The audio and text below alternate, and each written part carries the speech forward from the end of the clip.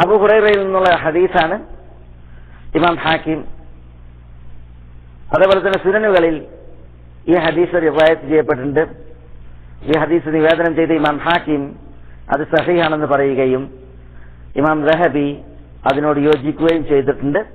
അൽ ഹാഫിദുൽ മുൻസിരിയും ഈ ഹദീസ് സഹീഹ് എന്ന പക്ഷക്കാരനാണ്. ഷെയ്ഖ് അൽബാനി റഹ്മത്തുള്ളാഹി അലൈഹി ഈ ഹദീസിന്റെ സനദിനെ ദുർബലപ്പെടുത്തിയിട്ടുണ്ട്. ഏതായാലും ഹദീസ് തേടുന്നത് അന സാലിസു ശരീകൈൻ, അള്ളാഹു പറയുകയാണ് ഞാൻ രണ്ട് പങ്കുകാരുണ്ട് എങ്കിൽ അവരിൽ മൂന്നാമനാണ്. മാലം യഖുൻ അഹദുഹുമാ സാഹിബഹു, രണ്ടിലൊരാൾ തന്റെ കൂട്ടുകാരനെ ചതിക്കാത്ത കാലം അത്രയും. ഫൈദാ ഖാലഹു, പങ്കുകാരൻ തന്റെ സഹചാരിയെ കൂറുകാരനെ പറ്റിച്ചാൽ ഖറജ്തു മിൻ ബൈനിഹിമ, അവർക്കിടയിൽ നിന്ന് ഞാൻ പുറപ്പെട്ടു എന്ന് പറഞ്ഞാൽ ഇടപാടിലെ അനുഗ്രഹത്തെ ഞാൻ എടുത്തു മാറ്റും എന്നാണ് ഇവിടെ ഈ ഹദീസ് തേടുന്നതെന്ന് പണ്ഡിതന്മാർ ഉണർത്തിയിട്ടുണ്ട്. അപ്പോൾ ചതിപ്രയോഗം നടത്താതെ കൂറുകച്ചവടം നടത്തുന്ന കാലമത്രയും ഇടപാടിൽ ബർക്കത്തുണ്ടാവും. ഇടപാടുകാരിൽ ഒരാൾ, കൂറുകച്ചവടക്കാരിൽ ഒരാൾ അവരിനോട് ചതിപ്രയോഗം നടത്തിയാൽ, വഞ്ചനാപരമായി ഇടപാട് നടത്തിയാൽ അവരുടെ ഇടപാടിൽ ബർക്കത്ത് നിഷേധിക്കപ്പെട്ടു. ഇതാണ് ഈ ഹദീസിന്റെ തേട്ടം. അപ്പോൾ ഇവിടെ ചതിയില്ലാതെ വഞ്ചനാപരമല്ലാതെ കൂറുകച്ചവടം അല്ലെങ്കിൽ പങ്ക് കച്ചവടത്തിൽ പങ്കാളിത്തമാകാം എന്നത് ഈ ഹദീസ് അറിയിക്കുന്നു എന്നാണ് കർമ്മശാസ്ത്ര പടുക്കളായ പണ്ഡിതന്മാർ പറയുന്നത്. അപ്പോൾ ഇടപാടിൽ ശരീക്കത്തിന് ഈ ഹദീസും തെളിവായി പണ്ഡിതന്മാർ കൂട്ടുപിടിച്ചിട്ടുണ്ട്.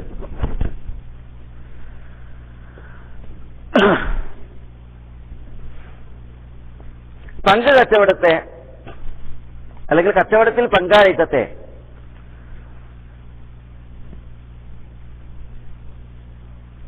അനുവദിക്കുന്നതിൽ അടങ്ങിയ പൊരുളും യുക്തിയും ഹിക്മത്തും അത് ദീൻ പ്രോത്സാഹിപ്പിച്ച പരസ്പര സഹകരണം അതിലൂടെ സാക്ഷാത്കൃതമാകുന്നു എന്നതിനാലാണ്. തആവനു അലൽ ബിർരി വത്തഖ്വ, പുണ്യത്തിൽ തഖ്വയിൽ അന്യോന്യം സഹകരിക്കുക എന്നുള്ളത് ദീൻ പഠിപ്പിച്ച ഒരു മഹൽ കാര്യമാണ്. നബി സല്ലല്ലാഹു അലൈഹി വഅല ആലിഹി വസല്ലമ തങ്ങൾ പറഞ്ഞു, വല്ലാഹു ഫീ ഔനിൽ അബ്ദി മാ കാനൽ അബ്ദു ഫീ ഔനി അഖി, അല്ലാഹു ഒരു ദാസനെ സഹായിക്കും, ആ ദാസൻ തന്റെ സഹോദരനെ സഹായിക്കുന്ന കാലമത്രയും. അപ്പോൾ അടിയാറുകൾ അന്യോന്യം സഹകരണത്തിലാണ് എങ്കിൽ അള്ളാഹുവിന്റെ സഹായമുണ്ടാകുമെന്നാണ് അറിയിക്കുന്നത്. അപ്പോൾ ദീൻ മുന്നോട്ട് വെക്കുന്നതായി ഈ പരസ്പര സഹായം അത് ഈ ശറാക്കത്തിലൂടെ, ഇടപാടിലുള്ള പങ്കാളിത്തത്തിലൂടെ പുലരുന്നു എന്നതാണ് ഇത് അനുവദിച്ചതിലുള്ള പൊരുളെന്ന് പണ്ഡിതന്മാർ ഉണർത്തിയിട്ടുണ്ട്.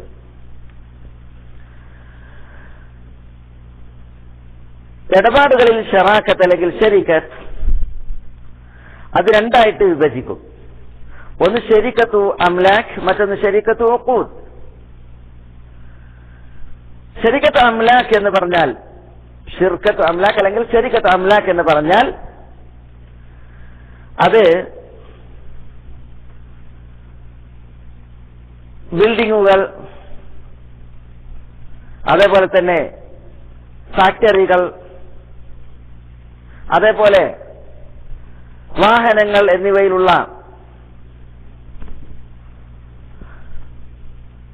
എന്നിവയുടെ ഉടമസ്ഥതയിലുള്ള പങ്കാളിത്തത്തിനാണ് പറയുക ശരീക്കത്ത് അംലാഖ്.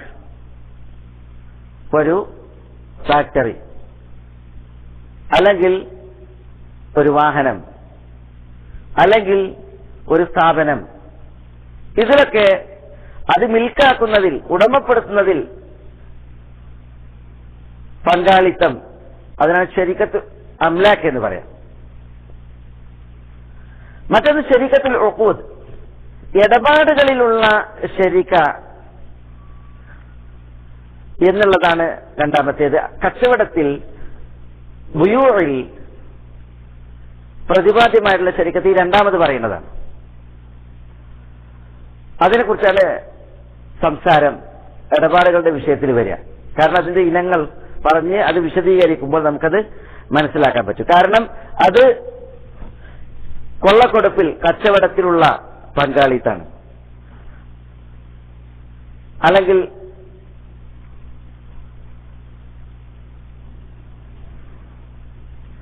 ക്രയവിക്രയങ്ങളിലുള്ള പങ്കാളിത്താണ് ശരീക്കത്തുൽ ഉഖൂദ്. അതുകൊണ്ട് തന്നെ ശരീക്കത്തുൽ ഉഖൂദ് കച്ചവടത്തിൽ പങ്കാളിയാകലാണ്. എന്നാൽ ശരീക്കത്ത് അംലാക്ക് എന്ന് പറഞ്ഞാൽ സ്ഥാപനങ്ങളിൽ, വാഹനങ്ങളിലുള്ള പങ്കാളിത്താണ്. രണ്ടാമത്തേതാണ് ഇവിടെ നമ്മുടെ സംസാര വിഷയത്തിന്റെ, പഠന വിഷയത്തിന്റെ പരിധിയിൽ വരുന്നതായ ഇനം. ശരീക്കത്തുൽ ഉഖൂദിനെ, ഇടപാടുകളിലുള്ള ക്രയവിക്രയത്തിലുള്ള പങ്കാളിത്തത്തെ 5 പണ്ഡിതന്മാർ വിഭജിച്ചിട്ടുണ്ട്. ശരീക്കത്തുൽ ഇനാൻ, ശരീക്കത്തുൽ മുദാറബ, ശരീക്കത്തുൽ വുജൂഹ്, ശരീക്കത്തുൽ അബ്ദാൻ, അതുപോലെ ശരീക്കത്തുൽ മുഫാവദ എന്നിവയാണ് പ്രസ്തുത ശരീക്കകൾ. എന്താണ് ഈ ശരീക്കകൾ, ഈ 5 അതും അതിന്റെ മതവിധിയും മനസ്സിലാക്കി കഴിഞ്ഞാൽ കൂറുകച്ചവടത്തിന്റെ, പങ്ക് കച്ചവടത്തിന്റെ രൂപങ്ങളും അതിന്റെ മതവിധികളും നമുക്ക് മനസ്സിലാക്കാൻ സാധിക്കും. ശരീക്കത്തുൽ ഉഖൂദ് ക്രയവിക്രയത്തിൽ, ഇടപാടിലുള്ള പങ്കാളിത്താണ്. അത് 5 ഇനങ്ങളാണ്. ആ ഇനങ്ങളാണ് നമ്മൾ പറഞ്ഞത്. ശരീക്കത്തുൽ ഇനാൻ, ശരീക്കത്തുൽ അബ്ദാൻ, ശരീക്കത്തുൽ മുദാറബ, ശരീക്കത്തുൽ വുജൂഹ്, ശരീക്കത്തുൽ മുഫാവദ. അതിൽ നമുക്ക് ഓരോന്നും അതിന്റെ ഉദാഹരണ സഹിതം മനസ്സിലാക്കാം. അതിന്റെ മതവിധിയും പണ്ഡിതന്മാർ വിശദീകരിച്ചതനുസരിച്ച് ഇൻഷാ അല്ലാഹ് മനസ്സിലാക്കാം. ഒന്നാമത്തേത് ശരീക്കത്തുൽ ഇനാനാണ്. ശരീക്കത്തുൽ ഇനാൻ എന്ന് പറഞ്ഞാൽ അൻ യശ്തരിക ശഖ്സാനി ഫഅക്സർ ബിമാ അലൈഹിമാ,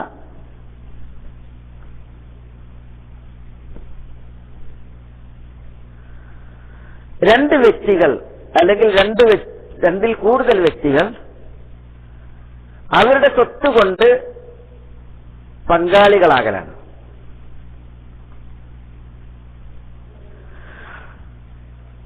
അങ്ങനെ അവർ രണ്ടുപേരും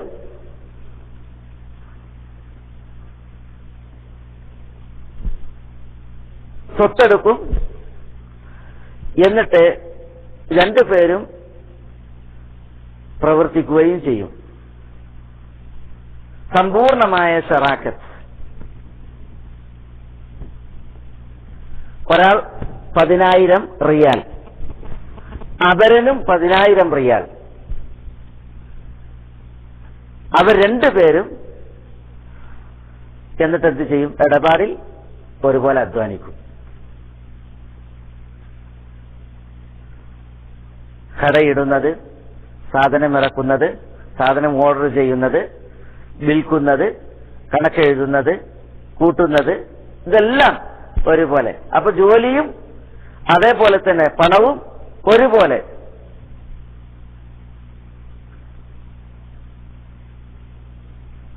ഇങ്ങനെയുള്ള ഇടപാടിനാണ്, പങ്കാളിത്തത്തിനാണ് ശരീക്കത്തുൽ ഇനാൻ എന്ന് പറയുന്നത്. ശരീക്കത്തുൽ ഇനാൻ ശറയിൽ അനുവദനീയമാണ്.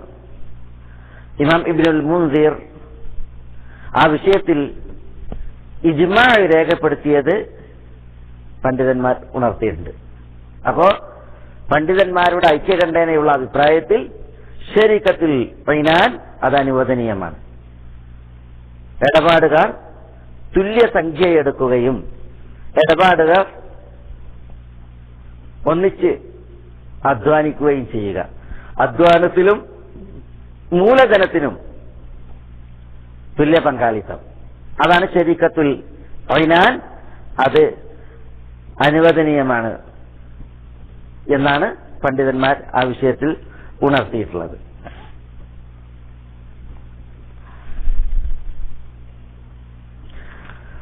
ശരീക്കത്തുൽ ഐനാനിന്റെ മതവിധി അത് അനുവദനീയമാണ് എന്നതിൽ പണ്ഡിതന്മാർക്കിടയിലെ അഭിപ്രായ ഐക്യമുണ്ട്. പക്ഷേ ശരീക്കത്തുൽ ഐനാനിൽ പറയപ്പെട്ട ചില നിബന്ധനകളിൽ പണ്ഡിതന്മാർക്കിടയിൽ വീക്ഷണ അഭിപ്രായ വ്യത്യാസവുമുണ്ട്.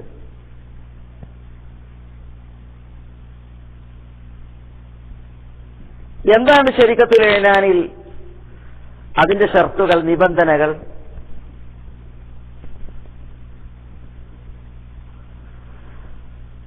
ചില പണ്ഡിതന്മാർ പറഞ്ഞത് ശരീക്കത്തുൽ ഐനാനിൽ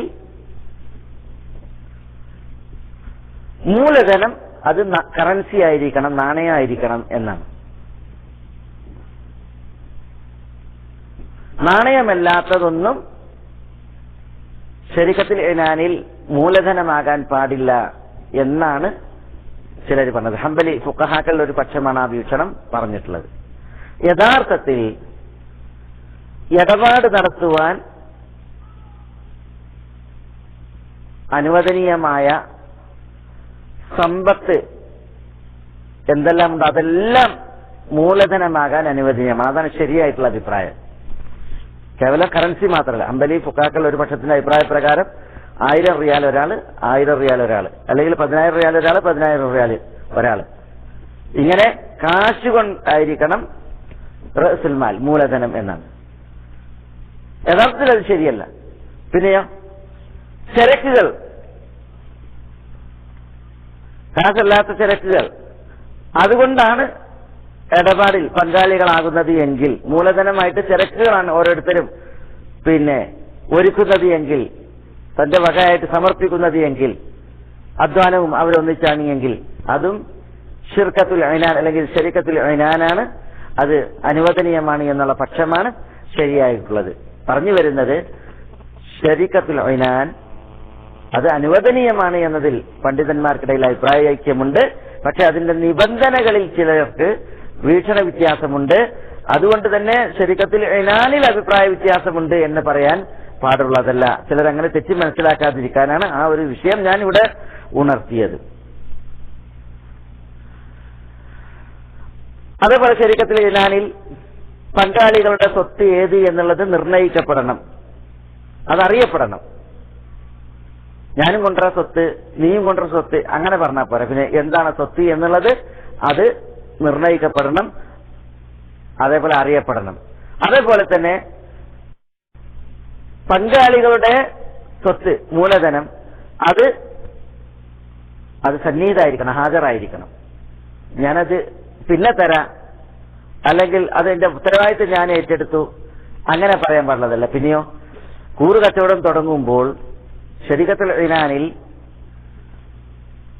കൂറുകാരുടെ സ്വത്ത് അത് റെഡിയായിരിക്കണം, റൊക്കമായിരിക്കണം എന്നാണ് പണ്ഡിതന്മാര് ഉണർത്തുന്നത്. ലാഭത്തിൽ നിന്ന് ഒരു വിഹിതം അത് നിർണയിക്കപ്പെടണം. ഇത്രയാണ് ഓരോരുത്തർക്കും എന്നുള്ളത് അവരുടെ വിഹിതത്തിനനുസരിച്ച്.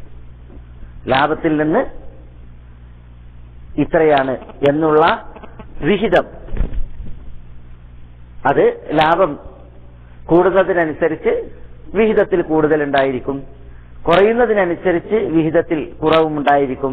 പക്ഷെ ഇത്രയാണ് അതിന്റെ വിഹിതം എന്നുള്ളത്, നിസ്ബ എന്നുള്ളത് അറിയപ്പെടണം എന്നാണ് അതിൽ പണ്ഡിതന്മാർ പറഞ്ഞിട്ടുള്ള മറ്റൊരു നിബന്ധന.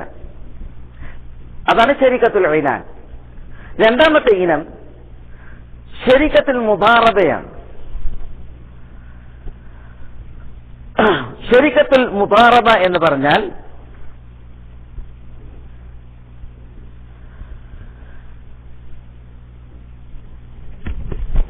അതിന്റെ രൂപം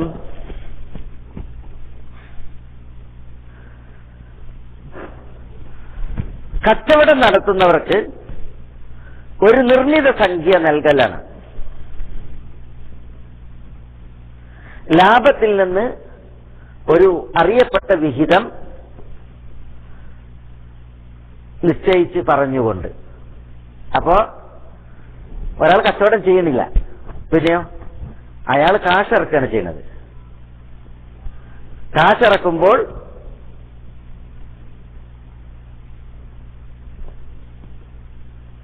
ലാഭത്തിന്റെ വിഹിതം അത് പറയപ്പെട്ടിരിക്കും.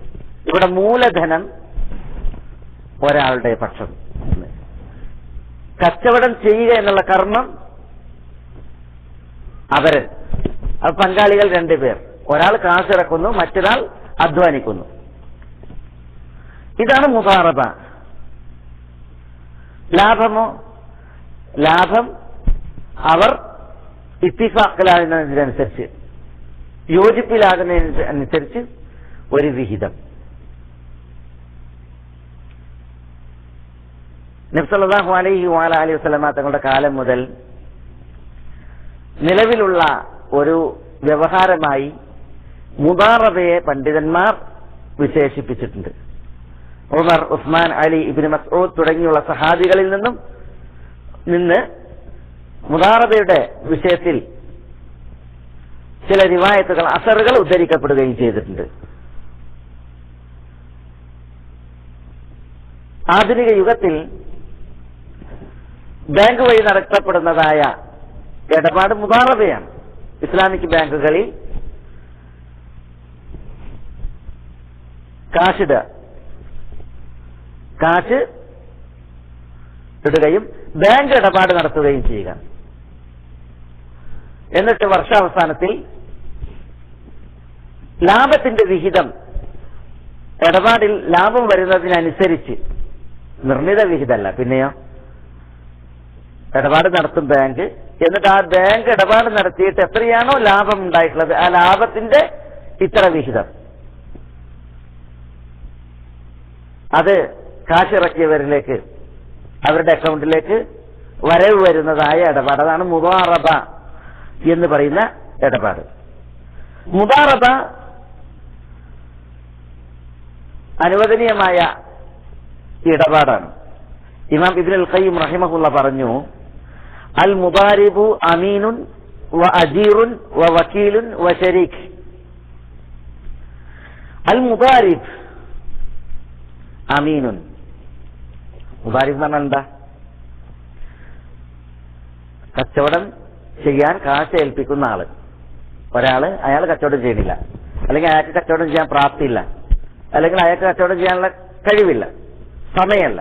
അപ്പൊ അയാൾ എന്ത് ചെയ്യണം? കാശ് കൊടുക്കണം മറ്റൊരാൾക്ക്, നീ കച്ചവടം ചെയ്തോ, പക്ഷെ ലാഭത്തിൽ നിന്ന്, ലാഭത്തിനനുസരിച്ച് ഇത്ര വിഹിതം എനിക്ക് എന്ന രീതിയിലാണ് ഇയാൾ കാശ് കൊടുക്കുന്നത്. അതാണ് മുദാരിബ്.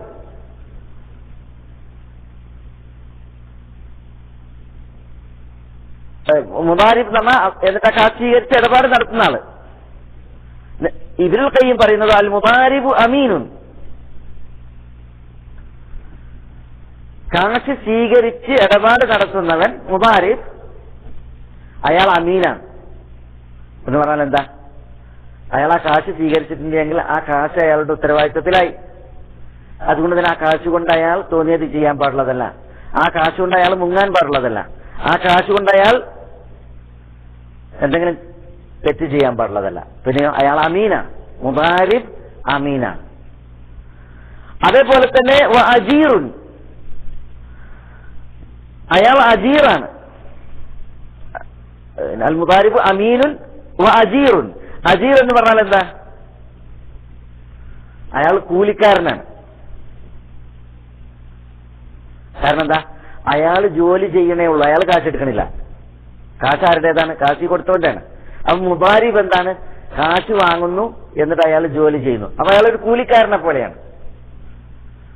അതുകൊണ്ടാണ് പറയുന്നത് അൽ മുദാരിബു അമീനുൻ വ അജീറുൻ. അതേപോലെ തന്നെ വക്കീലുൻ, അയാൾ വക്കീലാണ്. എപ്പോഴാണ് ഒരാൾ വക്കീലാകുക? ഒരാളുടെ കാശ് കൈപ്പറ്റിയിട്ട് ആ കാശിൽ അയാൾക്ക് വേണ്ടി ഇടപാട് നടത്തുമ്പോൾ, 1000 രൂപ എന്റെ അടുത്തുണ്ടെങ്കിൽ ഞാനാണ് ആ കാശ് കൊണ്ട് ഇടപാട് നടത്തേണ്ടത്.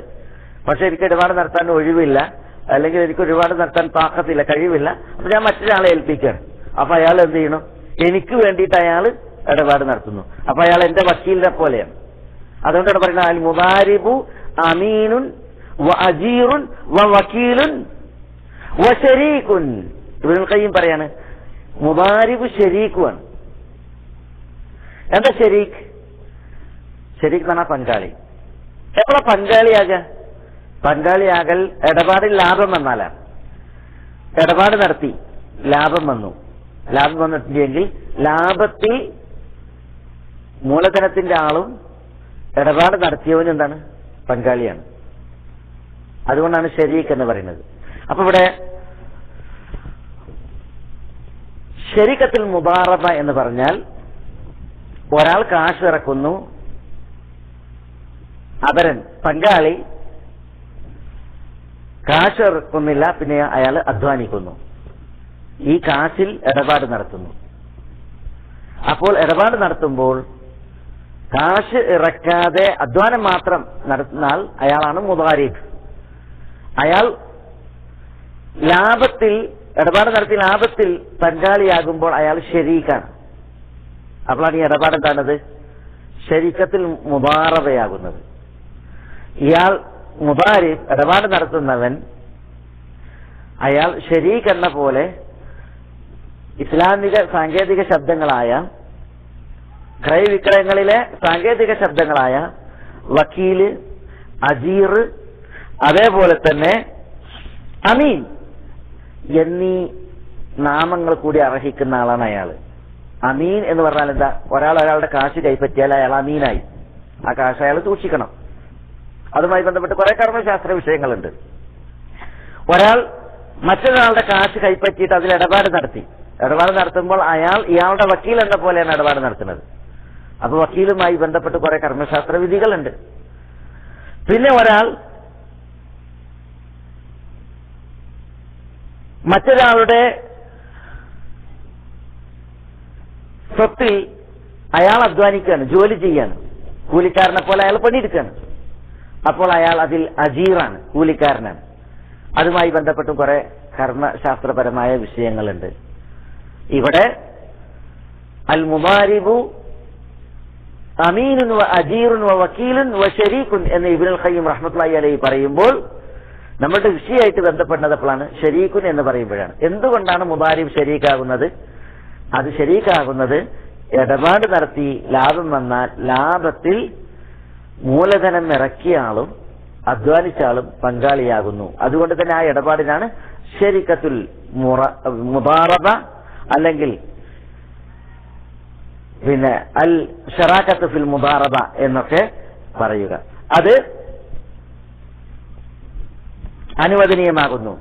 ഇമാം ഇബ്നുൽ മുൻദിർ റഹ്മത്തുള്ളാഹി അലൈഹി പറഞ്ഞു, അജ്മഅ അഹ്ലുൽ ഇൽം അലാ അന്ന ലിൽ ആമിലി അൻ യശ്തരിത അലാ റബ്ബിൽ മാൽ ثلث الربح أو نصفه أو ما يجمعان عليه بعد أن يكون ذلك معلوما جزءا من الأجزاء. എന്താ? അജ്മഅ അഹ്ലുൽ ഇൽം, പണ്ഡിതന്മാർ ഏകോപിച്ചിരിക്കുന്നു, അല അന്ന ലിൽ ആമിലി, ജോലിക്കാരന് ഉണ്ട്, അൻ യശ്തരിത, ഷർത്ത് വെക്കൽ, ജോലിക്കാരന് അനുവദനീയാണ്, അല റബ്ബിൽ മാൽ, സ്വത്തിന്റെ ഉടമയുടെ നേരെ, സുലുസ റിബഹ്, ലാഭത്തിന്റെ 1/3 തരണം, ഔ നിസ്ഫഹു, അല്ലെങ്കിൽ പകുതി തരണം, ഔ മാ യുജ്മിആനി അലൈഹി, അല്ലെങ്കിൽ അവർ രണ്ടുപേരും ഏതൊന്നിലാണോ ഇത്തിഫാക്കലാകുന്നത്, ഐക്യത്തിലാകുന്നത് അതിൽ. അപ്പോ ശരീക്കത്തുൽ മുദാറബയിൽ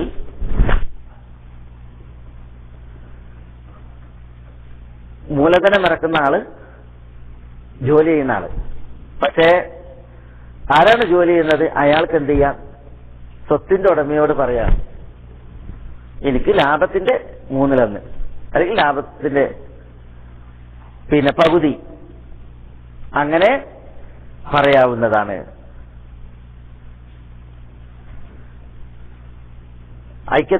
അവരെന്ത് ചെയ്യണം? ഇത്തിഫാക്കിലാകണം ഒരു നിർണിത വിഹിതത്തിന്. ബഅദ യകൂന ദാലിക മഅലൂമൻ ജുസ്അൻ മിനൽ അജ്സാ.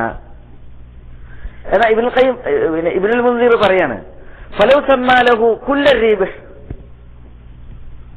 മുഴുവൻ ലാഭവും എനിക്ക് വേണം എന്ന് പറഞ്ഞാൽ, ഔ ദറാഹിമ മാലൂമ, അല്ലെങ്കിൽ ഇന്ന ദിർഹം വേണം എന്ന് പറഞ്ഞാൽ, ഔ ജുസ്അൻ മജ്ഹൂലൻ, അല്ലെങ്കിൽ ഒരറിയപ്പെടാത്ത ഭാഗം വേണം എന്ന് പറഞ്ഞാൽ, ഫസദത്, മുദാറബ ബാത്തിലായി, അസാധുവായി. എന്ന് പറഞ്ഞാൽ എന്താ?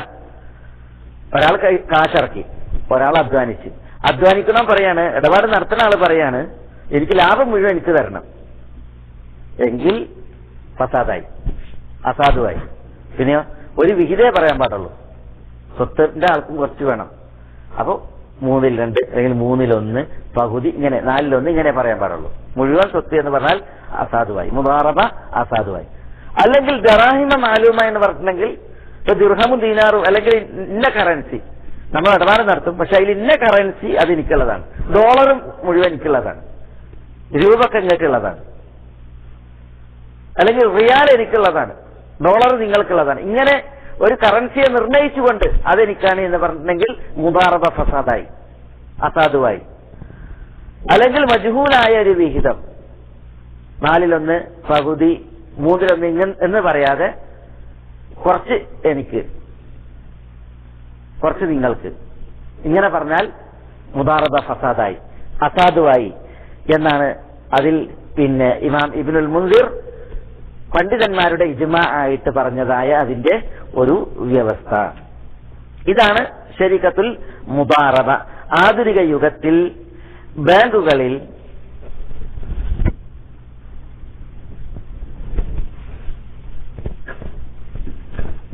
ഈ ഇടപാടാണ് വ്യാപകമായിട്ടുള്ളത്. ഇസ്ലാമിക് ബാങ്കുകളിൽ, അതായത് പിന്നെ ബാങ്കാണ് ഇടപാട് നടത്തുന്നത്, ബാങ്ക് കാശ് എടുക്കുന്നില്ല. കാശ് ആരിൽ നിന്നാണ്? കാശ് കസ്റ്റമറിൽ നിന്നാണ്. ഈ രീതിയിലുള്ള മുദാറബ അനുവദനീയാണ്. പക്ഷെ അതിനുള്ള ഷർത്തുകൾ പറയപ്പെട്ടിട്ടുള്ളത്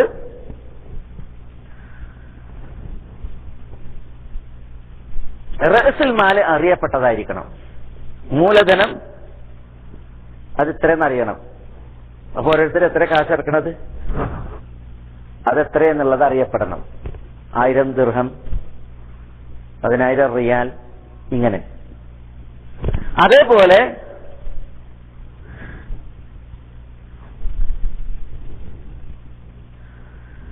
ലാഭവും അവർക്കിടയിൽ ഇത്തിഫാക്ക് ഉള്ളതിനനുസരിച്ച് അറിയപ്പെടണം. എങ്ങനെ? അതായത് ലാഭവിഹിതം അതിത്രയാണ് എന്നുള്ളത് അറിയപ്പെടണം, ബാങ്കായിട്ട് ഇത്തിഫാക്ക് ആയതിനനുസരിച്ച്, അല്ലെങ്കിൽ ആരാണോ മുദാരിബുമായിട്ട് ഇത്തിഫാക്ക് അനുസരിച്ച്. അപ്പൊ പിന്നെ ലാഭത്തിന്റെ 1/3 നിങ്ങൾക്കുള്ളതായിരിക്കും എന്ന് പറഞ്ഞ്, അങ്ങനെയാണ് ഇടപാട്.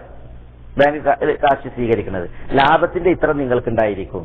അല്ലെങ്കിൽ മുദാരിബ് ഇടപാട് നടത്തുമ്പോൾ 1/3 ലാഭത്തിന്റെ വിഹിതം എന്ന് പറഞ്ഞെങ്കിൽ ആ ലാഭവിഹിതം അത് ഇത്രയാണെന്നുള്ളത് അറിയപ്പെടണം. അപ്പൊ പിന്നെ വർഷാവസാനത്തിൽ ലാഭം വീതിക്കുമ്പോൾ നിങ്ങൾക്ക് 1/3 നിങ്ങൾക്ക് ഇത്രയാണ് കാശുള്ളത്, നിങ്ങൾക്ക് 4/1 അതിന്റെ ലാഭവിഹിതം ഇത്രയാണ്. ഇത് അറിയപ്പെടണം എന്നാണ് പണ്ഡിതന്മാർ ആ വിഷയത്തിൽ പറഞ്ഞിട്ടുള്ളതായ ഷർത്തുകൾ. ഏതായാലും പിന്നെ രണ്ടാമത്തെ ഇനമാണ് അശ്ശറാക ഫിൽ തിജാറ, അല്ലെങ്കിൽ ശരിക്കാത്തിൽ രണ്ടാമത്തെ ഇനമാണ് പിന്നെ ശരിക്കത്തുൽ മുദാറബ. മൂന്നാമത്തേത് ശരിക്കത്തുൽ വുജൂഹ്. ശരിക്കത്തുൽ വുജൂഹ് എന്ന് പറഞ്ഞാൽ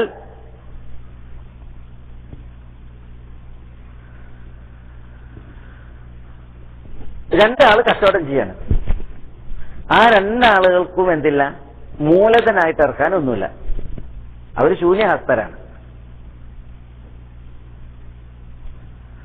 പിന്നെയോ രണ്ടാളുകൾ അവർ കൂറ് കച്ചവടക്കാരാണ്, പങ്ക് കച്ചവടക്കാരാണ്, അവരടുത്ത് മൂലധനായിട്ടൊന്നുമില്ല, അവർ ശൂന്യഹസ്തരാണ്.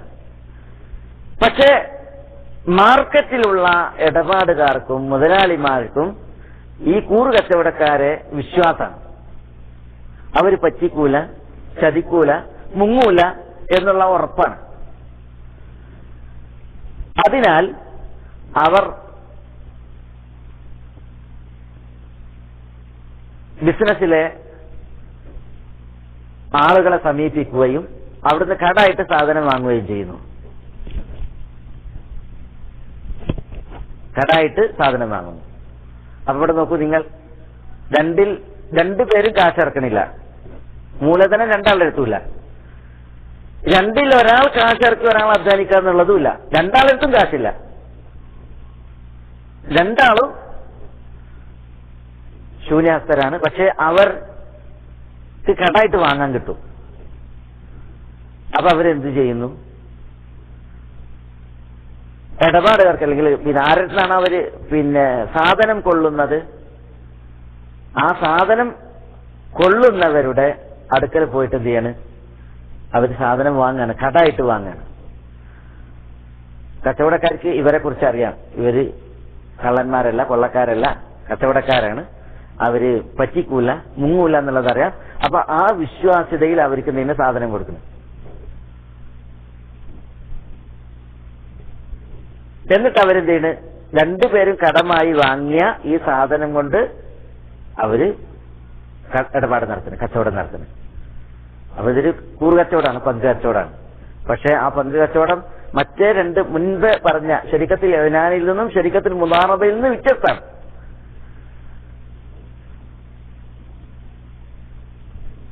എന്നിട്ട് ഇവർ ഇടപാട് നടത്തും. കടമായി വാങ്ങിയതുകൊണ്ട് ഇടപാട് നടത്തിയിട്ട് വിറ്റ് കിട്ടിയ കാശ് അതുകൊണ്ട് അവർ കടം വീട്ടും. മിച്ചമായി വരുന്നത്, ലാഭമായി വരുന്നത് അവർ വിഹിതിച്ചെടുക്കുകയും ചെയ്യും.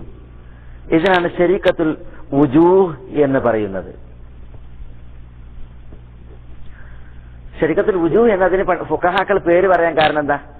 ഇവിടെ ഈ ഇടപാടിൽ ഇവർ കടായിട്ടാണ് സാധനം കൊള്ളുന്നത്. ആ കടം സാധനത്തിന്റെ ഉടമകൾ ഇവർക്ക് കൊടുക്കാൻ കാരണം ഇവരുടെ നല്ല പേരും നല്ല പ്രശസ്തിയും അതേപോലെ നല്ല വിശ്വാസ്യതയും നല്ല മുഖവും സാധനത്തിന്റെ ആളുകൾക്ക് അറിയുന്നത് കൊണ്ടാണ്. അതുകൊണ്ട് തന്നെ ആ ഒരു പരിഗണനയിലാണ് അവർക്ക് ശരീക്കത്തുൽ വുജൂഹ് എന്ന് ഈ ഇടപാടിന് ആ ഒരു പരിഗണനയിലാണ് അങ്ങനെ പേര് വെക്കപ്പെട്ടിട്ടുള്ളത്.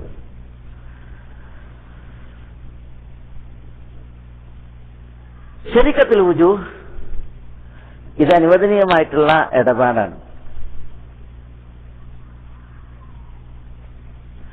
എന്ന് പണ്ഡിതന്മാർ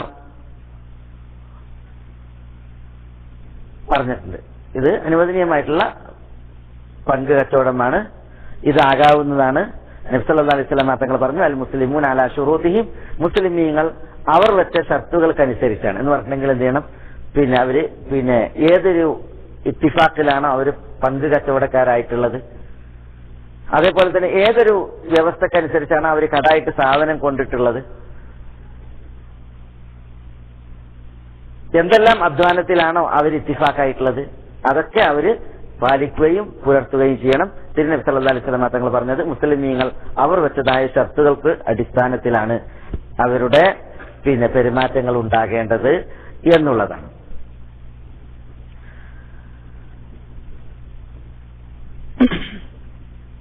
മറ്റൊന്ന് ശരീക്കത്തുൽ അബ്ദാനാണ്. ശരീക്കത്തുൽ അബ്ദാൻ എന്ന് പറഞ്ഞാൽ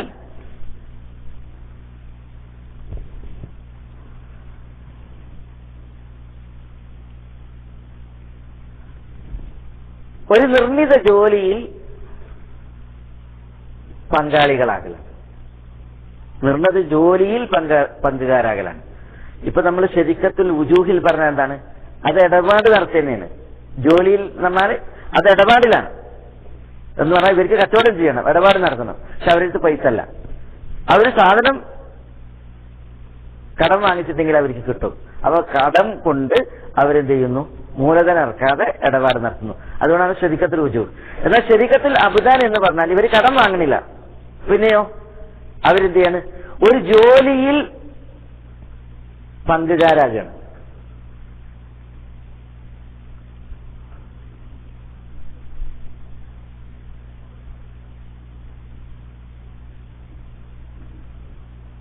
ഉദാഹരണത്തിന് രണ്ടാളുകൾ അവര് പിന്നെ മത്സ്യബന്ധനത്തിന് പോണു. മത്സ്യബന്ധനത്തിന് രണ്ടാൾ പോവാണ്.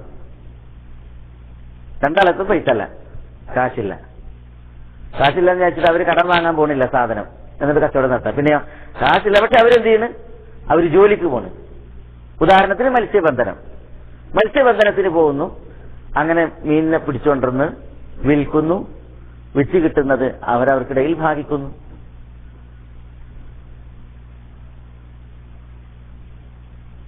ഇതേപോലെ ഇതര ജോലികളിൽ പങ്കുകാരാവുക, ഓരോരുത്തരും തന്നാലാകുന്ന അധ്വാനം, എന്നിട്ട് ലാഭത്തിൽ ജോലി ചെയ്തുണ്ടാകുന്ന സമ്പാദ്യത്തിൽ പങ്കാളികളാകുക. ഇതാണ് ശരീഅത്തുൽ അബ്ദാൻ എന്ന പേരിൽ ഫുഖഹാക്കൾ പറയുന്നതായ ശരീഅയുടെ ഒരു ഇനം. പിന്നെ അബ്ദുല്ലാഹി ഇബ്നു മസ്ഊദ് റളിയല്ലാഹു തആല അൻഹുവിൽ നിന്ന് ഇമാം അബൂ ദാവൂദും മറ്റുമൊക്കെ റിവായത്ത് ചെയ്യുന്ന ഹദീസിൽ ഇഷ്തറക്തു അന വഅമ്മാർ വസഅദ് ഫീമാ നുസീബു യൗമ ബദർ ഫജാഅ സഅദ് ബിഅസീറൈൻ വലം അജി അന വഅമ്മാർ ബിശൈഇൻ എന്ന് പറയുന്ന ഹദീസ് ഈ വിഷയത്തിൽ തെളിവായിട്ട് ഫുഖഹാക്കൾ ഉദ്ധരിച്ചിട്ടുണ്ട്. എന്താ? ഇബ്നു മസ്ഊദ് പറയാണ്, ഞാനും അമ്മാറും സഅദ് ബിൻ അബി വഖാസും, ഇബ്നു മസ്ഊദ് അബ്ദുല്ലാഹി ഇബ്നു മസ്ഊദും അമ്മാർ ബിൻ യാസിറും സഅദ് ബിൻ അബി വഖാസും റളിയല്ലാഹു തആല അനിൽ ജമീഅ അവരെന്ത് ചെയ്ത് പങ്കാളികളായി ഫീമാ നുസീബു യൗമ ബദർ, ബദർ യുദ്ധ ദിനം ലഭിക്കുന്ന യുദ്ധാർജിത സ്വത്തിൽ. ബദർ യുദ്ധത്തിൽ യുദ്ധാർജിത സ്വത്തായി എന്തെങ്കിലും കിട്ടിയിട്ടുണ്ടെങ്കിൽ അതിൽ നമുക്ക് ശുറക്കാക്കളാകാം, പങ്കാളികളാകാം എന്ന് അവരെന്ത് ചെയ്തു? പിന്നെ അങ്ങനെ അവർ തീരുമാനിച്ചു. അങ്ങനെ സഅദ് റളിയല്ലാഹു അൻഹു 2 യുദ്ധബന്ദികളെ കിട്ടി കൊണ്ടുവന്നു. ഞാനും അമ്മാറും ഒന്നും കൊണ്ടുവന്നില്ല എന്നാണ് ഇവിടെ ഇബ്നു മസ്ഊദ് പറയുന്നത്. പക്ഷെ ഇവിടെ അവരെന്ത് ചെയ്തിട്ടുണ്ട്? പിന്നെ ശറാക്കത്ത് നടത്തിയിട്ടുണ്ട്. അതുമാണ് ഇത്തരത്തിലുള്ള ശറാക്കത്ത് അനുവദനീയം എന്നുള്ളതിന് തെളിവായിട്ട് പിന്നെ പണ്ഡിതന്മാർ ഉദ്ധരിക്കുന്നതായ തെളിവ്. ഏതായാലും ഈ ശരീഅയും അനുവദനീയം എന്നുള്ളതിൽ പണ്ഡിതന്മാർ അങ്ങനെ അനുവദനീയമെന്ന് പണ്ഡിതന്മാർ വിശേഷിപ്പിച്ചിട്ടുണ്ട്. അത് അനുവദനീയമായ ശരീഅയാകുന്നു.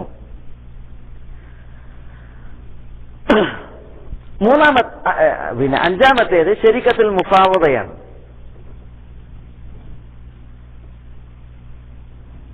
എന്താ ശരീഅത്തുൽ മുഫാവദ എന്ന് പറഞ്ഞാൽ? ശരീഅത്തുൽ മുഫാവദ എന്ന് പറഞ്ഞാൽ ഫുഖഹാക്കൾ പറയുന്നത് അൻ യുഫവ്വിദ കുല്ലു മിനശ് ശുറകാഇ ഇലാ സാഹിബിഹി കുല്ല തസറുഫിൻ മാലിയിൻ വബദനിയിൻ മിൻ അൻവാഇ ശരീഅ.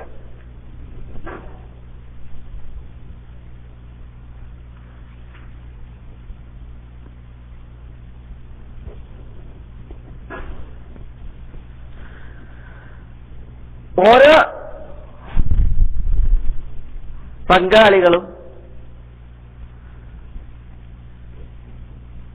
മറ്റുള്ളവരെ ചുമതല ഏൽപ്പിക്കുക. ഇപ്പൊ പിന്നെ സമ്പത്തിന്റെ ചുമതല, അതേപോലെ തന്നെ അധ്വാനിക്കേണ്ട ചുമതല, ഇത് മറ്റുള്ളവരെ ഏൽപ്പിക്കുക എന്നുള്ളതാണ്. യഥാർത്ഥത്തിൽ ഈ ശരീഅത്തുൽ മുഫാവദ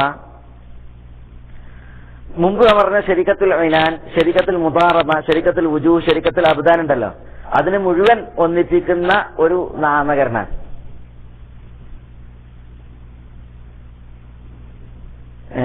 പിന്നെ ശരീഅത്തുൽ ഇനാന്, ശരീഅത്തുൽ മുദാറബ, ശരീഅത്തുൽ വുജൂഹ്, അബ്ദാൻ എന്നൊക്കെ പറഞ്ഞേ, അതിനൊക്കെ ഒന്നിപ്പിക്കുന്ന ഒരു പേരാണ് ശരീഅത്തുൽ മുഫാവദ എന്ന് പറയാം. വാങ്ങാനും അതേ സാധനം പിന്നെ കൊള്ളാനും പിന്നെ അതേപോലെ തന്നെ വിൽക്കാനും അതേപോലെ തന്നെ ഇതര പിന്നെ ക്രയവിക്രയങ്ങൾ നടത്താനൊക്കെ മറ്റുള്ളവരെ ചുമതലപ്പെടുത്തുക എന്നുള്ളതാണ്. അതാണ് തഫ്വീദ് മുഫാവദ.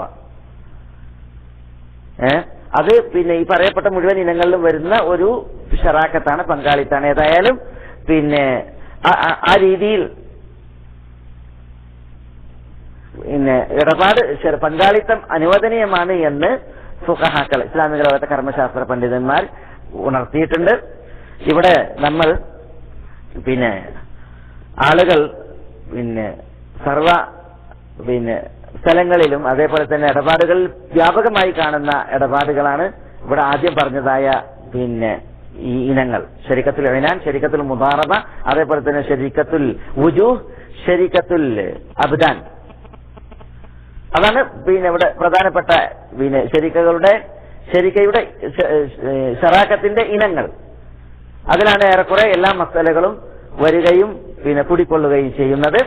ആ ഇനങ്ങൾ ആ പറയപ്പെട്ട രീതിയിൽ അനുവദനീയമാണ് എന്നിടത്താണ് ഇസ്ലാമിക ലോകത്തെ പണ്ഡിതന്മാർ ശരീക്കകളുമായി ബന്ധപ്പെട്ടുള്ളതായ ഒരു വിഷയമാണ് ഇവിടെ നമ്മൾ കേൾക്കുകയും മനസ്സിലാക്കുകയും ഉണ്ടായത്. പിന്നെ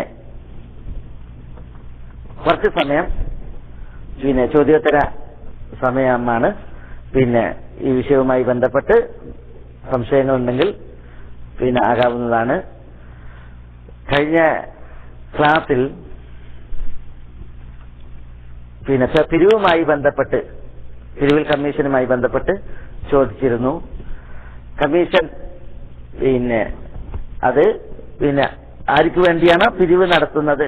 ആ പിരിവ് നടത്തുന്നവരുടെ പിന്നെ അനുവാദത്തിൽ ആ ഒരു ഇത്തിഫാക്കിന്റെ അടിസ്ഥാനത്തിലാണെങ്കിൽ അത് അനുവദനീയം എന്നുള്ള അഭിപ്രായമാണ് പണ്ഡിതന്മാർക്കുള്ളത്. ആ വിഷയത്തിൽ അതാണ് പണ്ഡിതന്മാരിൽ നിന്ന് ലഭിച്ചതായ ഫത്വ. പിന്നെ മേൽവാടക, വാടകയ്ക്കെടുത്തതിന് പിന്നെ മറ്റൊരാൾക്ക് വാടക കൊടുക്കുക, മേൽവാടക കൊടുക്കുക എന്നുള്ളതും അത് അടിസ്ഥാനപരമായിട്ട് അത് അനുവദനീയം, അതിൽ വിലക്കില്ലാത്ത അല്ലെങ്കിൽ ശറഈന് വിരുദ്ധമായ തെറ്റായ ഒരു പിന്നെ നിലപാടില്ലാത്തത് കാരണത്താൽ അതും അടിസ്ഥാനപരമായി അനുവദനീയം എന്നുള്ളതാണ് പണ്ഡിതന്മാർ ആ വിഷയത്തിൽ നൽകിയതായ ഫത്വ. എന്തെങ്കിലും പിന്നെ മസാലകൾ സംശയമായിട്ടുണ്ടെങ്കിൽ ചോദിക്കാവുന്നതാണ്. അറിവിൽപ്പെട്ടതിനോട് പ്രതികരിക്കും. അതില്ല എങ്കിൽ ഇൻഷാ അല്ലാഹ് പിന്നീട് ഒരു അവസരത്തിൽ അടുത്ത ക്ലാസ്സിലും മറ്റും ഇൻഷാ അല്ലാഹ് അതിനോട് പ്രതികരിക്കുന്നതാണ്. വജസാക്കുമുല്ലാഹു ഖൈറ. അസ്സലാമു അലൈക്കും വറഹ്മത്തുള്ളാഹി. മൂലധനം അൽ മുദാരിബ അല്ലേ?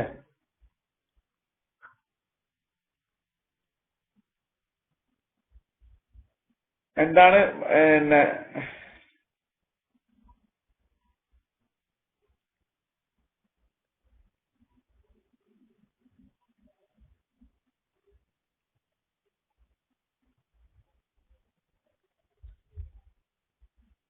അദ്ദേഹത്തിന്റെ മൈക്ക് ഉസ്താദ്, വർക്കിംഗ് പാർട്ട്ണർ ലാഭത്തിൽ 25% പ്രോഫിറ്റ് ഷെയർ എന്ന് ഇത്തിഫാഖായി, പക്ഷേ നഷ്ടം വന്നു. അപ്പോൾ ആൾ നഷ്ടം കൊടുക്കാൻ ബാധ്യസ്ഥനാണോ? ഒരു സഹോദരനോട് എഴുതി ചോദിച്ചിരിക്കുന്നതാണ്. വർക്കിംഗ് പാർട്ട്ണർ ലാഭത്തിൽ 25% പ്രോഫിറ്റ് ഷെയർ എന്ന് ഇത്തിഫാഖായി, പക്ഷേ നഷ്ടം വന്നു. അപ്പോൾ ആൾ നഷ്ടം കൊടുക്കാൻ ബാധ്യസ്ഥനാണോ എന്ന്.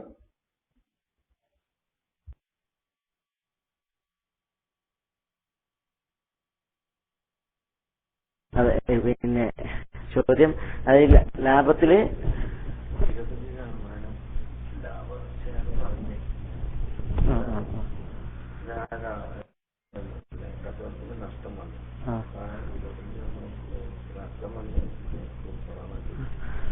നഷ്ടം വന്നിട്ടുണ്ടെങ്കിൽ അത് പിന്നെ പറയട്ടെ, പിന്നെ ലാഭത്തിൽ പിന്നെ 25% പിന്നെ വിഹിതം പറഞ്ഞ് പ്രസ്തുത പിന്നെ 25% എന്ന് പറഞ്ഞിട്ടുണ്ടെങ്കിൽ എത്രയാണോ ആ 25% കൂടിയിരിക്കും കുറഞ്ഞിരിക്കും. പക്ഷെ പിന്നെ കച്ചവടത്തിൽ നഷ്ടം വന്ന് എങ്കിൽ കൂറു കച്ചവടത്തിന്റെ അടിസ്ഥാനം എന്നിട്ടുണ്ടെങ്കിൽ ലാഭത്തിലും നഷ്ടത്തിലും പങ്കാളിയാക്കുക എന്നുള്ളതാണ്. ലാഭത്തിലും നഷ്ടത്തിലും പങ്ക് ആളിയാകുക എന്നുള്ളതാണ്. അപ്പോ പിന്നെ അത് പിന്നെ വസ്തുതാപരാണ് എങ്കിൽ ആ നഷ്ടം സഹിക്കാനും കൂറുകാരൻ തയ്യാറാകേണ്ടതുണ്ട്. അതില് അന്യായം ഇല്ലെങ്കിൽ ആയത്തിൽ പറഞ്ഞില്ല, വൈന കസീറൻ മിനൽ ഖുലത്താഇ ലാ യബ്ഗി ബഅ്ദുഹും അലാ ബഅദ്. കൂറു കച്ചവടക്കാരിൽ ധാരാളം ആളുകൾ ചിലരെ പിന്നെ അവിടെ അന്യായം കാണിക്കുന്നു പറഞ്ഞു. അന്യായം ഇല്ല എങ്കിൽ ലാഭത്തിൽ പങ്കാളികൾ എന്ന പോലെ തന്നെ നഷ്ടത്തിലും കൂറ് കച്ചവടക്കാരും പങ്കാളികളാകേണ്ടതുണ്ട്. അതാണ് അതിന്റെ അടിസ്ഥാനം. ഇതാണ് ഇതിൽ പറയാനുള്ളത്.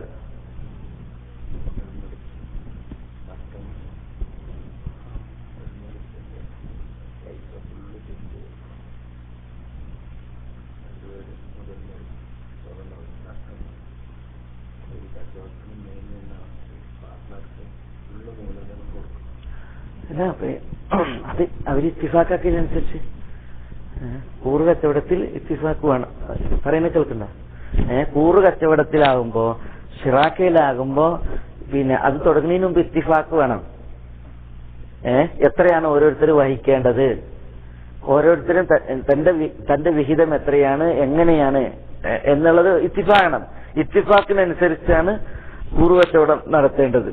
ആ ഇത്തിഫാക്ക് എങ്ങനെയാണോ അതിനനുസരിച്ചാണ് അതിൽ എന്ത് ചെയ്യേണ്ടത്, പിന്നെ ലാഭനഷ്ടങ്ങൾ സഹിക്കേണ്ടത്. അതാണ് അതിൽ പറയാനുള്ളത്. അതൊക്കെ ഇടപാട് തുടങ്ങുന്നതിന് മുമ്പ് ഇത്തിഫാക്കാകേണ്ട സംഗതിയാണ്. ഇത്തിഫാക്കായിട്ടുണ്ട് എങ്കിൽ ആയത്തിൽ പറഞ്ഞ ഈ അന്യായവും അക്രമവും വരൂല. അൽ മുസ്ലിമൂൻ അലാ ശുറൂത്തിഹിം, മുസ്ലിമീങ്ങൾ അവർ തങ്ങൾക്ക് വെച്ച നിബന്ധനകൾക്കനുസരിച്ചാണ് അവർ പെരുമാറേണ്ടത്, നിലകൊള്ളേണ്ടത്.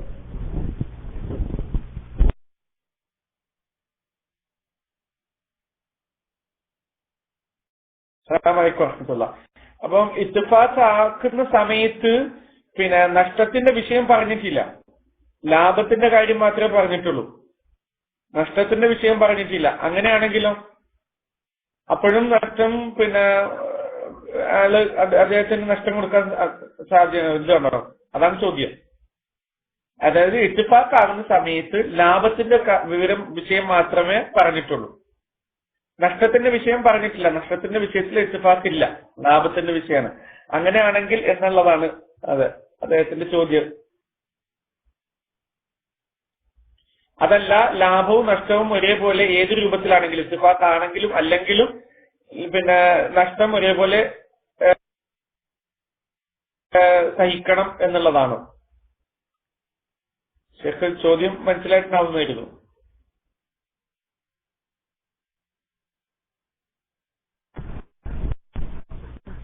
അതായത് പിന്നെ സംഭവം കച്ചവടം ഇടപാട് എന്ന് പറഞ്ഞിട്ടുണ്ടെങ്കിൽ അതിൽ എപ്പോഴും പിന്നെ പ്രതീക്ഷിക്കുന്നത് എന്തിനാണ് ഇടപാട് നടത്തുന്നത്? ഇടപാട് നടത്തുന്നത് ലാഭത്തിലാണ്. നമ്മളൊരു കച്ചവടം നമ്മൾ സ്വന്തം നടത്തുകയാണെങ്കിൽ ഇനി പിന്നെ പങ്കാളിയെ വിളിച്ച് പാർട്ട്ണറെ വിളിച്ചിട്ട് നടത്തുകയാണെങ്കിൽ നമ്മൾ ലാഭത്തിന് വേണ്ടിയിട്ടാണ് എന്ത് ചെയ്യുന്നത്? ഇടപാട് നടത്തുന്നത്. അതാണ് അതിന്റെ അടിസ്ഥാനം. അപ്പൊ നമ്മൾ പിന്നെ ഈ ലാഭത്തിലാണ് അതിന്റെ പങ്ക് വിഹിതം നമ്മൾ പറയാം. പക്ഷേ കൂറ് കച്ചവടത്തിന്റെ അടിസ്ഥാനം അതെന്താ? ലാഭം വന്നാൽ അതിന്റെ വിഹിതം ഇത്ര. കൂറുകാരാകുമ്പോൾ എന്ത് ചെയ്യണം? അടിസ്ഥാനം ആരും നഷ്ടം ഉണ്ടാകാൻ വേണ്ടിയിട്ട് എന്തെങ്കിലും കച്ചവടം നടത്തൂല, ലാഭത്തിന് വേണ്ടിയാണ്. ബൈ ചാൻസ് നഷ്ടം വന്നു പോയിട്ടുണ്ടെങ്കിൽ എന്ത് ചെയ്യണം? അതിൽ എല്ലാവരും അത് സഹിക്കാൻ തയ്യാറാകണം. അങ്ങനെയാണെങ്കിലേ കൂറ് കച്ചവടം എന്നുള്ളത് നടക്കുകയുള്ളൂ.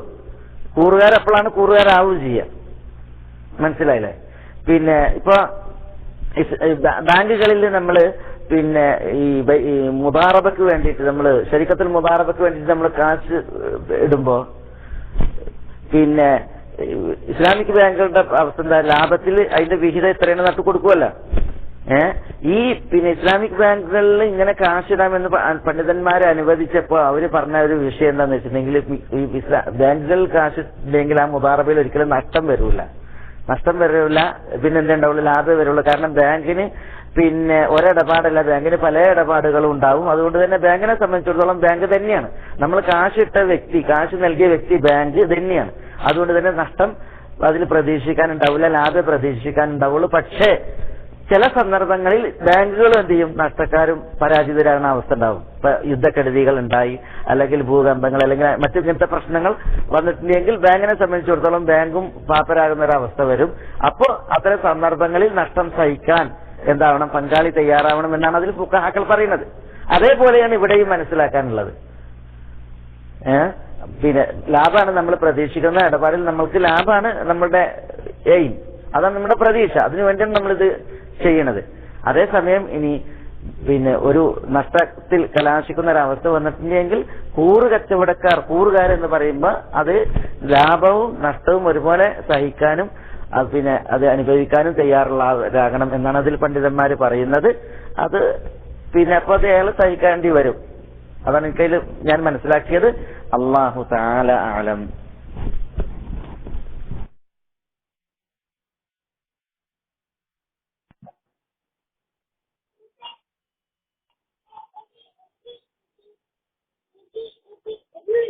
അസ്സലാമലൈക്കും. കേൾക്കുന്നുണ്ടെന്ന് കരുതുന്നു. കച്ചവടം നഷ്ടമായിട്ട് കച്ചവടം പുനരുജ്ജീവിക്കാൻ വേണ്ടി ഒരാളോട് 5000 റിയാൽ വാങ്ങി. ആ 5000 റിയാലിന് 500 റിയാൽ മാസം വേണമെന്ന് പറഞ്ഞു. അത് കറക്റ്റ് കൊടുക്കുകയാണെങ്കിൽ അത് ഹറാമാണോ ഹലാലാണോ?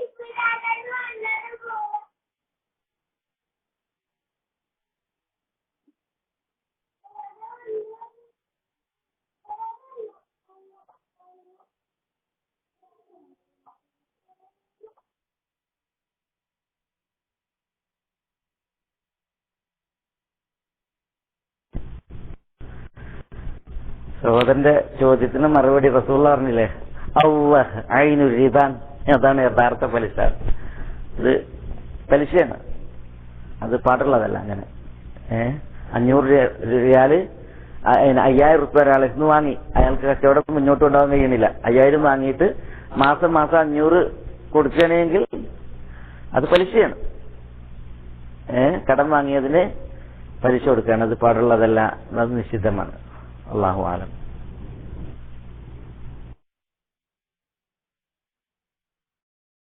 പിന്നെ മൈക്ക് ഇല്ലാത്ത ഒരാള് PM ചോദിച്ചിട്ടുള്ള ഒരു ചോദ്യമാണ്. എന്താണ് അദ്ദേഹം ഉദ്ദേശിക്കുന്നത് എനിക്ക് മനസ്സിലായിട്ടില്ല, എങ്കിലും ഞാൻ വായിക്കാം. പിന്നെ മുദാരിബ പ്രകാരം ഒരാൾക്ക് പണം കൊടുത്തു, കച്ചവടം നഷ്ടം വന്നാൽ ജോലിക്കാരൻ മൂലധനം തിരിച്ചു നൽകണമോ അതോ ബാക്കിയുള്ള പണം നൽകിയാൽ മതിയോ? ഒന്നുകൂടെ വായിക്കാം. മുദാരിബ പ്രകാരം ഒരാൾക്ക് പണം കൊടുത്ത് കച്ചവടം നഷ്ടം വന്നാൽ, ഒരാൾക്ക് പണം കൊടുത്തു കച്ചവടം നഷ്ടം വന്നാൽ ജോലിക്കാരൻ മൂലധനം തിരിച്ചു നൽകണമോ അതോ ബാക്കിയുള്ള പണം നൽകിയാൽ മതിയോ? ഓക്കെ, അസ്സലാമു അലൈക്കും.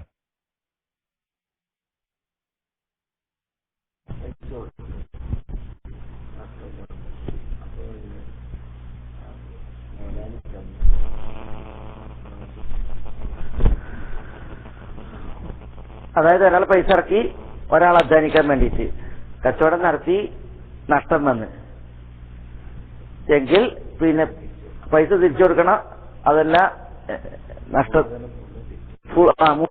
മൂലധനം ഫുള്ള് തിരിച്ചു കൊടുക്കണം. അത് അവര് തമ്മിൽ ഇത്തിഫാക്കിനനുസരിച്ചാണ് സംഭവം. പിന്നെ ആദ്യം ഈ മുദാറബയിൽ എന്ത് ചെയ്യണം, ആദ്യം ഇത്തിഫാക്ക് ചെയ്യണം എങ്ങനെയാണ് നടത്തേണ്ടത് എന്നുള്ളത്. ഇത്തിഫാക്കിനനുസരിച്ചാണ്. പിന്നെ ഒരാൾ ഇടപാട് നടത്താൻ അയാളെ ഏൽപ്പിച്ചു, നഷ്ടം വന്നിട്ടുണ്ടെങ്കിൽ ഒരിക്കലും പിന്നെ മൂലധനവും കിട്ടാത്ത വിധത്തിൽ നഷ്ടമായിട്ടുണ്ടെങ്കിൽ മറ്റേ ഇങ്ങോട്ട് തിരിച്ചു കൊടുക്കാൻ അയാൾ അങ്ങനെ ബാധ്യസ്ഥനാണ്? അയാൾ ബാധ്യസ്ഥനാവൂല. അയാളുടെ കയ്യാലുള്ള ഒരു കാരണം ഉണ്ടായാലല്ലാതെ, അയാൾ അമാന്തിക്കുകയോ അല്ലെങ്കിൽ അയാൾക്ക് ഒരു അന്യായം അത് പിന്നെ ബോധ്യപ്പെടുകയാണെങ്കിലല്ലാതെ. അതില്ല എങ്കിൽ കൂറ് കച്ചവടക്കാരെന്ത് ചെയ്യണം, അന്യോന്യം സഹിക്കാൻ തയ്യാറുള്ളവരായിരിക്കണം. അല്ലാഹു അഅലം.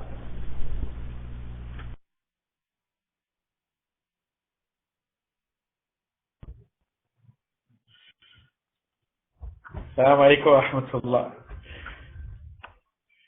ചോദ്യങ്ങളുടെ കേട്ടിരിക്കുന്നത് ഷെയ്ഖ്, ഇതൊരു പിന്നെ റേഡിയോ ശ്രോതാവിന്റെ ചോദ്യമാണ്.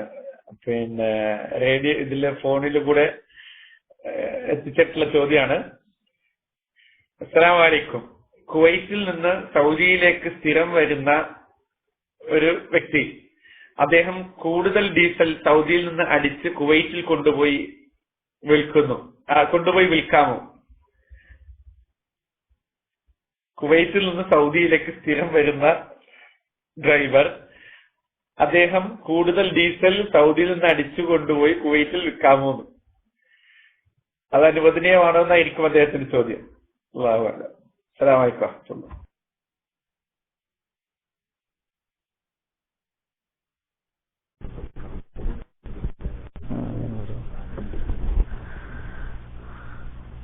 അത് പിന്നെ അത് നിയമപരാണോ ആ കൊണ്ടുപോയി വിൽക്കല്?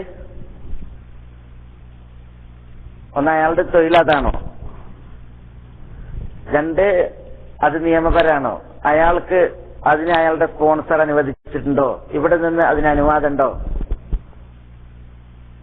കുറെ ചോദ്യങ്ങൾ അതിനോട് അനുവദിച്ചിട്ടുണ്ട്. അതൊക്കെ ഓക്കെ ആണെങ്കിൽ അത് അപ്പോഴാണ് അനുവദനം. അതില്ല എങ്കിൽ